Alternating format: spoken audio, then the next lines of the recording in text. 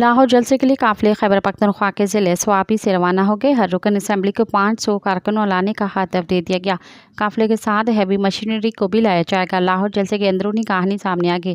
تفصیلات کے مطابق وزیر اعلیٰ علی امین گنڈاپور نے کل مختلف ریجن کے رہنماؤں سے ملاقات کی۔ Peshawar region, Hazara region, south region, Malakand region سے الگ الگ ملاقاتیں ہوئی۔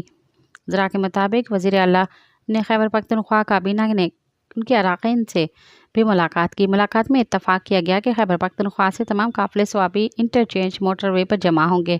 ہر رکن اسمبلی کو خیبر پختونخوا کے ہر حلقے سے 500 کارکن لانے کا ہدف دیا گیا ہے۔ اس حوالے سے قومی اور صوبائی اسمبلی کے ارکان اپنے علاقوں میں آج لوگوں کو اپنا پیغام پہنچائیں گے۔ مزید خبرن ऐं तफ़सीलात लाइ विज़िट कयो असांजी वेबसाइट www.awamiNewsHD.com ऐं ॾिसंदा रहो अवामी न्यूज़ HD।